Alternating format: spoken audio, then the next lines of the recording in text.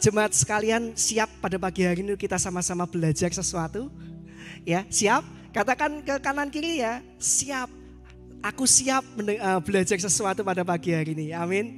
Ya, oke. Jadi pada minggu ini masih sesuai dengan tema yang Bapak Gembala berikan kepada kita semua, yaitu mendengarkan suara Tuhan. Nah, ketika saya merenungkan firman ini ya, itu rasanya tuh seperti seakan-akan tuh menjadikan sebuah, bukan hanya sekedar tema yang diberikan ditulis begitu aja, tapi sesuatu yang seharusnya menjadi dasar dalam setiap kehidupan kita.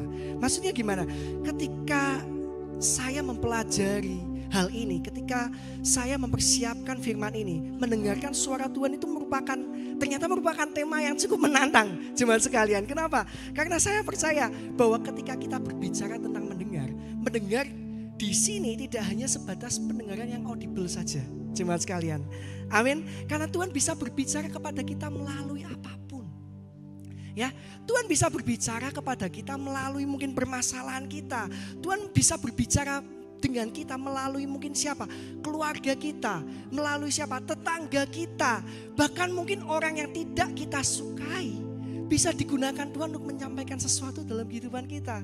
Ya, maksudnya gimana? Seringkali kita hanya sebatas memahami pendengaran itu sebagai sebuah pendengaran yang audible atau pendengaran yang seperti saya sedang berbicara saat ini.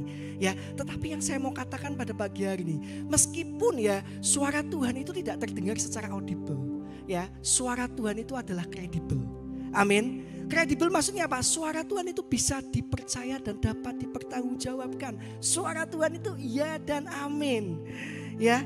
Nah, pada pagi hari ini saya percaya bahwa kita akan sama-sama belajar memahami ya gimana caranya kita ini apa sih sebenarnya manfaat dari kita ini mendengarkan suara Tuhan. Jadi saya sampai kepada perenungan bahwa oh iya ya, kenapa ya saya harus mendengar suara Tuhan ya? Ya, tadi dikatakan oleh saudara Valen ya, bagus sekali bahwa Musa dijelaskan di situ bahwa Musa tidak mau berjalan ya ketika Tuhan tidak memerintahkan.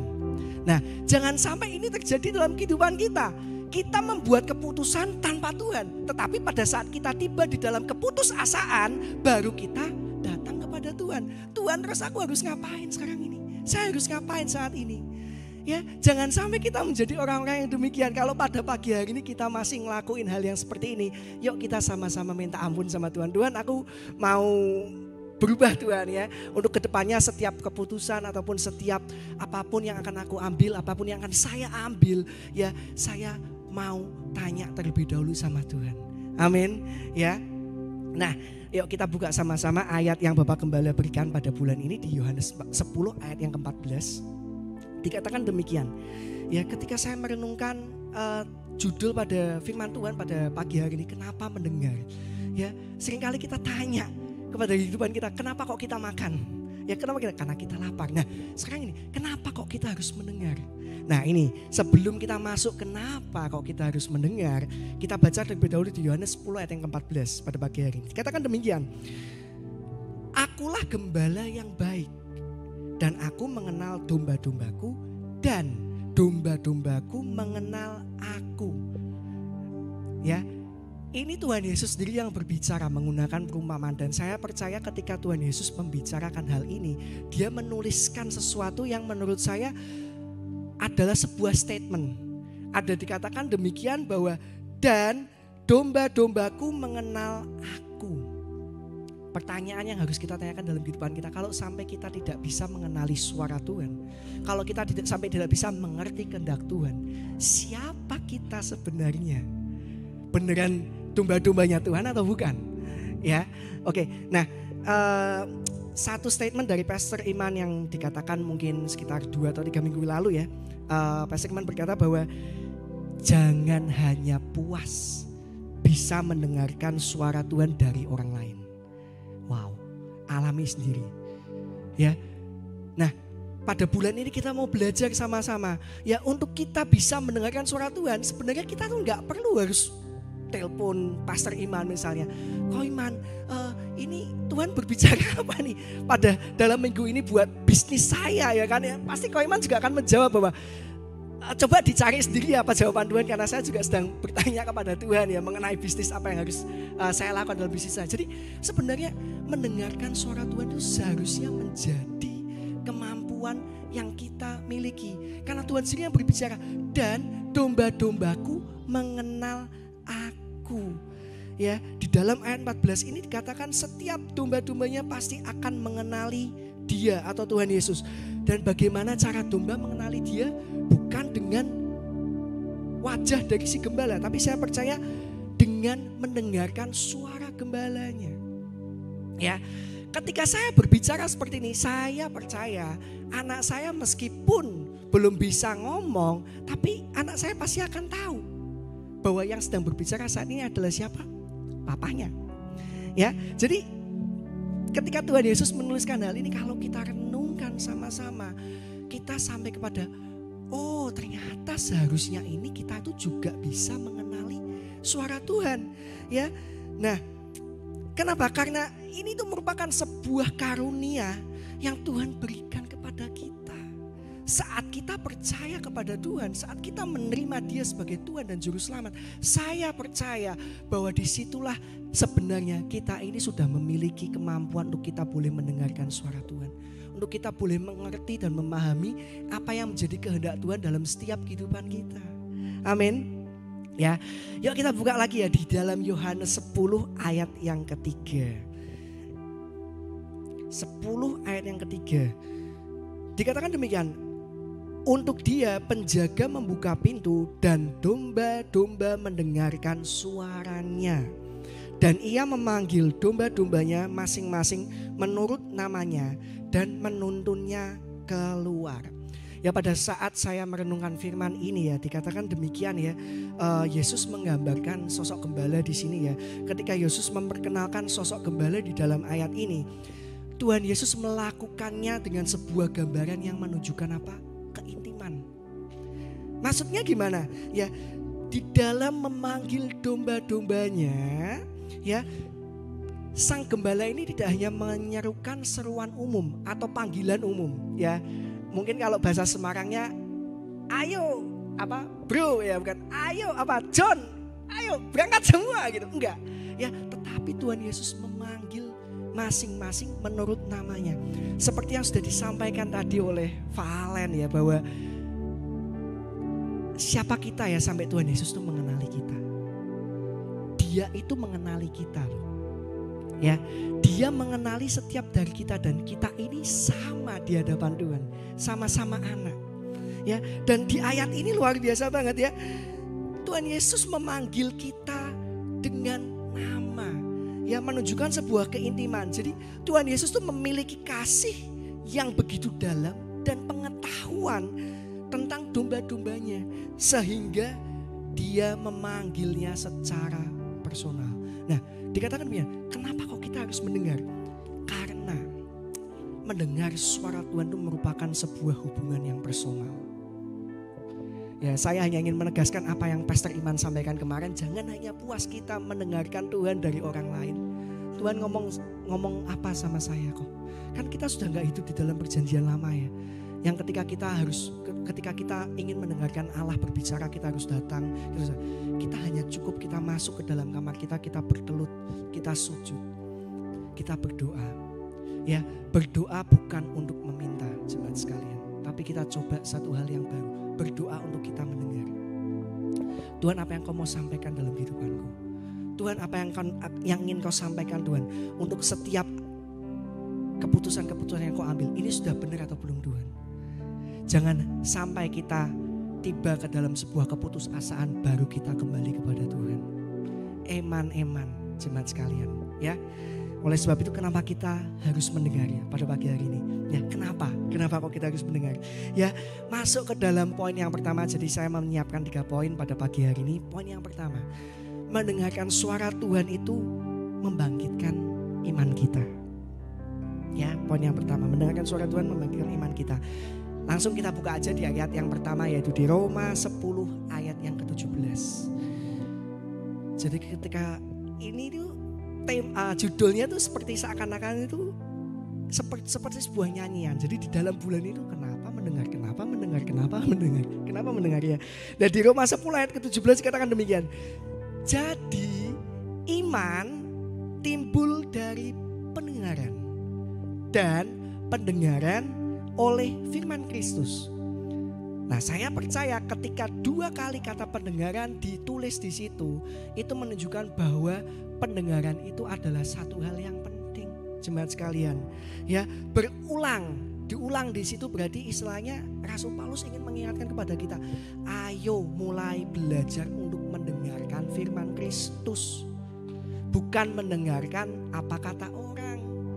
Ya, bukan mendengarkan apa kata berita, bukan mendengarkan apa kata sosial media. Ayo kita mulai mendengarkan firman Kristus.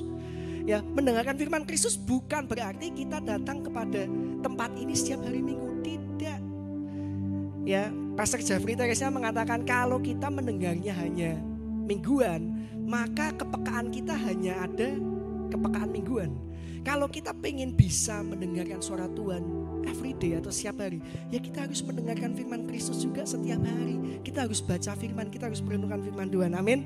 Nah, pada pagi hari ini saya belajar sebuah korelasi ya ketika saya mempersiapkan poin yang pertama ini. Jadi iman timbul dari pendengaran dan pendengaran akan firman Kristus. Seakan-akan saya ini dapat ahanya, jemaat sekalian. Nah, saya akan sama-sama kita belajar pada pagi hari ini ya. Sebelum sampai kepada ahanya tadi ya, yuk kita buka di Ibrani 11 ayat yang pertama. Ya, kemudian masih di Ibrani 11, kemudian kita lanjut ke ayat yang ke-6 ya nanti ya. Ini kita baca terlebih dahulu di Ibrani 11 ayat yang pertama, dikatakan demikian. Iman adalah dasar dari segala sesuatu yang kita harapkan dan bukti dari segala sesuatu yang tidak kita lihat. Itu ayat yang pertama. Kemudian di ayat yang ke-6 dikatakan, tetapi tanpa iman tidak mungkin orang berkenan kepada Allah. Sebab barang siapa berpaling kepada Allah, ia harus percaya bahwa Allah ada. Dan bahwa Allah memberi upah kepada orang yang sungguh-sungguh mencari Dia. Nah, bagian A-nya apa? Nah, gini.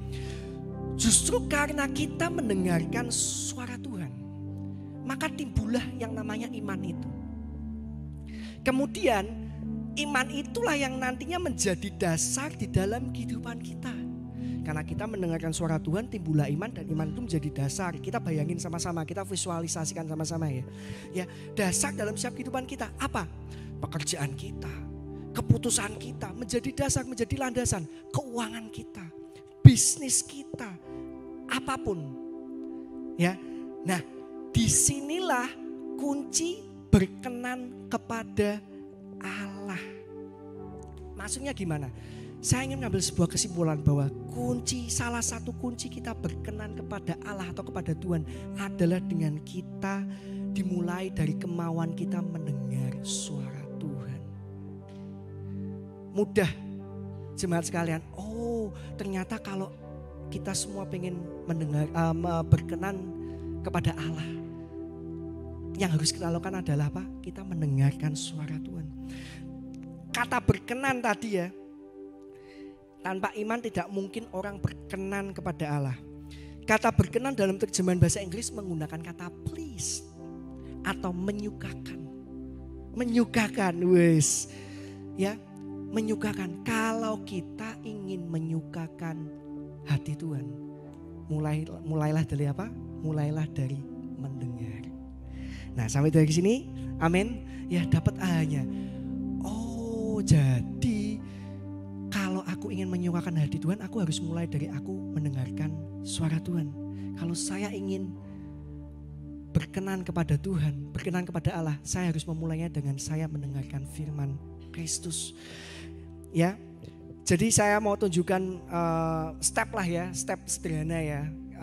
Di situ saya buat bahwa dari mendengar kemudian menjadi iman, dan iman menjadi berkenan. Ya. Nah, gampang ya berarti ya, istilah kalau kita mau berkenan kepada Allah, tugas kita cuman yuk kita mendengar. Nah, kita mau buka sama-sama, kita belajar lebih lagi ya di Markus 10 ayat yang ke-46 sampai dengan yang ke-52. Jadi ini kisah satu contoh ya, Yesus menyembuhkan Bartimeus. Kenapa sampai nama Bartimeus ditulis di situ? Karena saya percaya nama itu adalah sebuah nama yang penting sampai dituliskan ya di ayat Alkitab. Ya, Markus 10 ayat yang ke-46 sampai dengan yang 52 dikatakan demikian. Perikop berjudul Yesus menyembuhkan Bartimeus. Lalu tibalah Yesus dan murid-muridnya di Yeriko, dan ketika Yesus keluar dari Yeriko bersama-sama dengan murid-muridnya dan orang banyak yang berbondong-bondong, ada seorang pengemis yang apa? Yang buta, bernama Bartimeus, anak Timeus, duduk di pinggir jalan. Ketika didengarnya bahwa itu adalah Yesus orang Nazaret, mulailah ia berseru, Yesus orang Nazaret, kasihanilah aku. Enggak demikian ya jemaat sekalian ya. Tapi Bartimeus menyerukan apa? Yesus anak Daud, kasihanilah aku. Nah, nanti kita akan sama-sama belajar ya. Banyak orang menegurnya supaya ia diam. Nah, namun semakin keras ia berseru, anak Daud, kasihanilah aku. Lalu Yesus berhenti dan berkata, panggillah dia. Mereka memanggil orang buta itu dan berkata kepadanya, kuatkan hatimu, berdirilah, ia memanggil engkau. Lalu ia menanggalkan jubahnya, ia segera berdiri dan pergi mendapatkan Yesus. Tanya Yesus kepadanya, apa yang kau kehendaki supaya aku perbuat bagimu? Jawab orang buta itu, Rabuni, supaya aku dapat melihat. Lalu kata Yesus kepadanya, pergilah, imanmu telah menyelamatkan engkau. Pada saat itu juga melihatlah ia.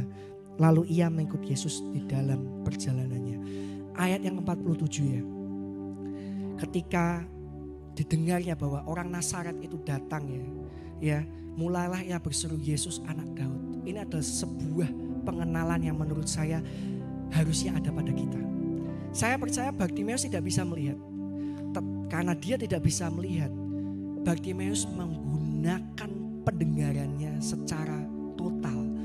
Untuk Bartimeusnya boleh mengerti, boleh memahami siapa sebenarnya sosok Yesus Kristus yang ada.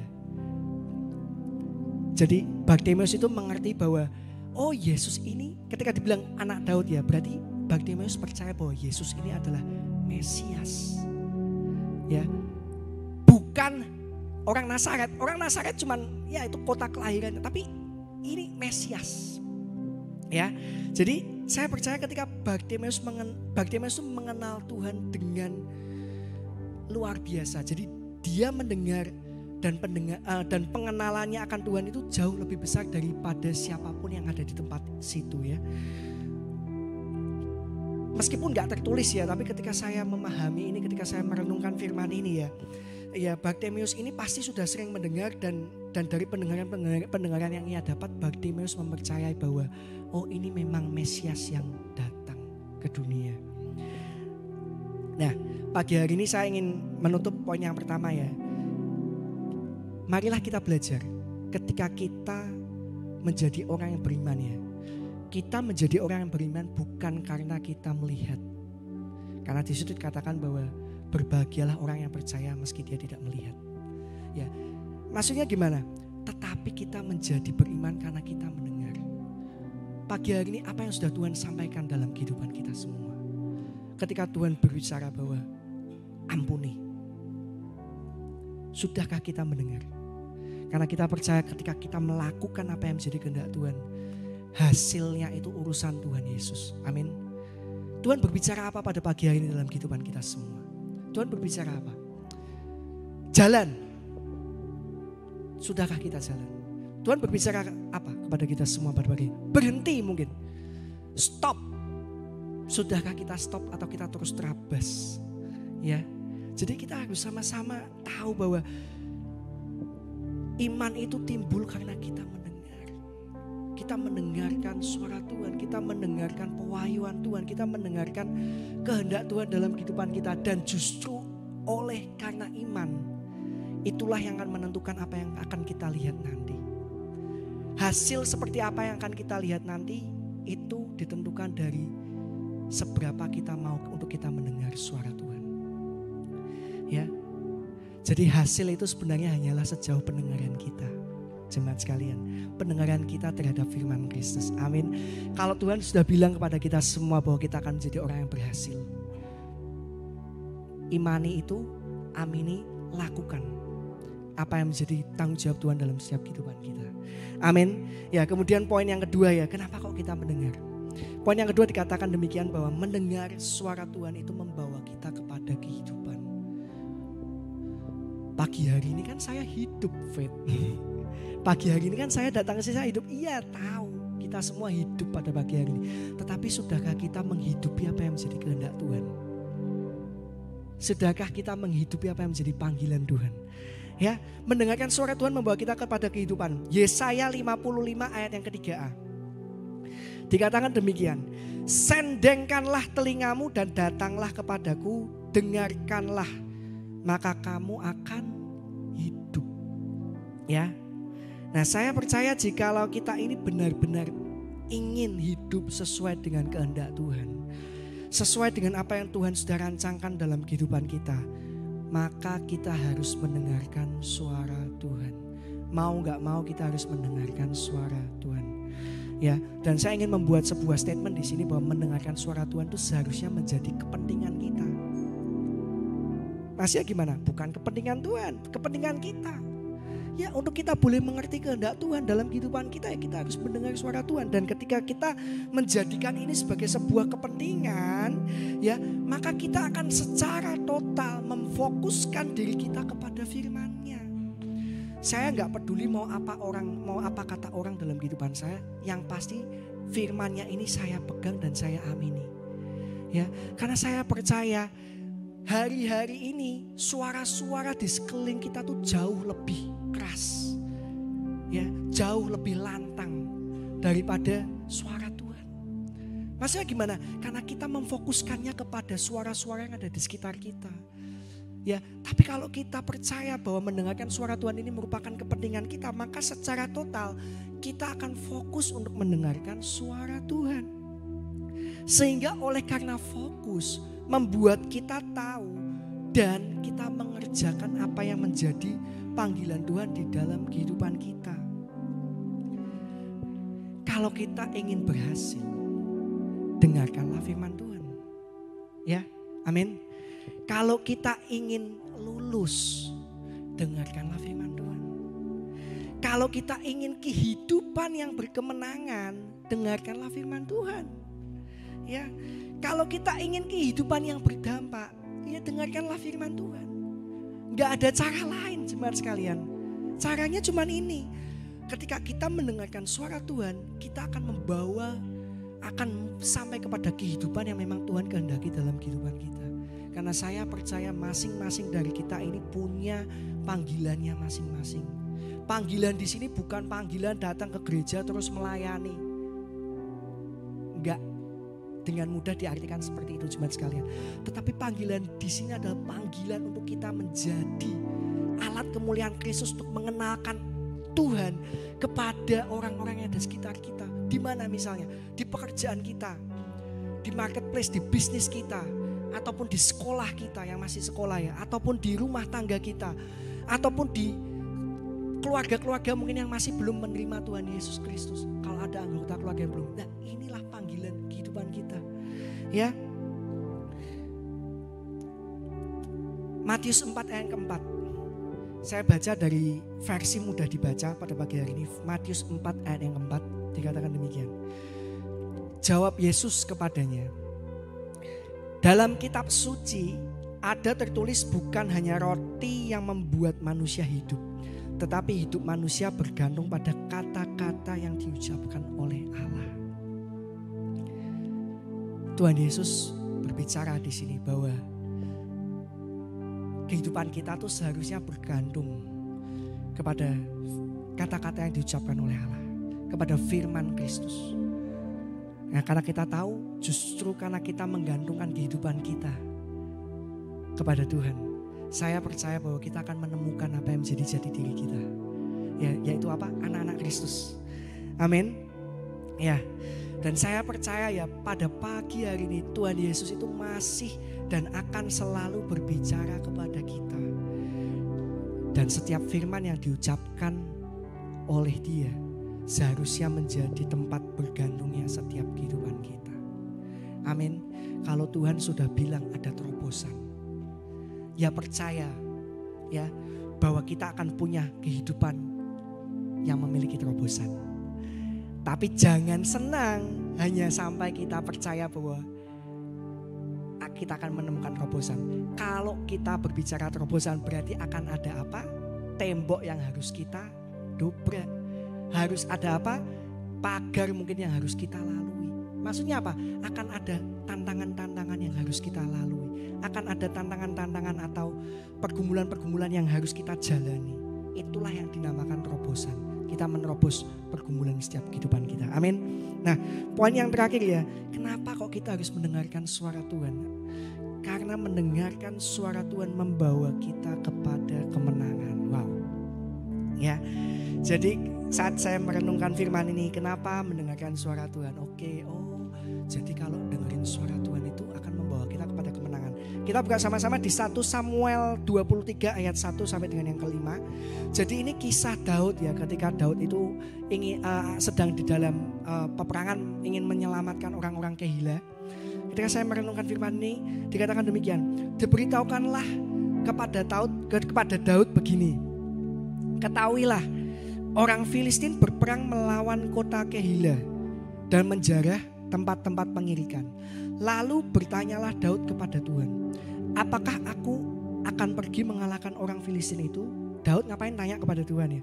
Jawab Tuhan kepada Daud, pergilah kalahkan orang Filistin itu dan selamatkanlah Kehila. Tetapi orang-orang Daud berkata kepadanya, ingatlah, sedangkan di sini di Yehuda kita sudah dalam ketakutan. Apalagi kalau kita pergi ke Kehila melawan barisan perang orang Filistin. Lalu bertanya pula lah Daud kepada Tuhan. Daud tanya lagi kepada Tuhan. Maka Tuhan menjawab dia, firman-Nya, bersiaplah, pergilah ke Kehila sebab aku akan menyerahkan orang Filistin itu ke dalam tanganmu. Kemudian pergilah Daud dengan orang-orangnya ke Kehila. Ia berperang melawan orang Filistin itu, dihalaunya ternak mereka dan ditimbulkannya lah kekalahan besar di antara mereka. Demikianlah Daud menyelamatkan penduduk Kehila. Nah, saya percaya Daud berhasil menyelamatkan penduduk di Kehila. Daud berhasil memperoleh kemenangan karena dia mendengarkan suara Tuhan. Meskipun orang-orang di sekelilingnya berkata seakan-akan tidak mungkin bisa, karena mereka sedang berada di dalam ketakutan. Nah, seringkali ini yang mematahkan setiap iman kita itu adalah orang-orang yang di sekeliling kita, jemaat sekalian. Saya percaya orang-orang yang di sekeliling Daud ini bukan orang-orang yang jauh, ya. Saya percaya orang-orang di sekeliling kita ini adalah orang-orang yang mungkin orang-orang dekatnya Daud. Karena Daud sampai tanya lagi sama Tuhan ya. Oleh sebab itu ya, pentingnya kita punya orang-orang yang memang pilihan Tuhan untuk Tuhan tetapkan dalam setiap kehidupan kita. Ini. Ya, karena Daud sendiri juga mengalami hal yang sama.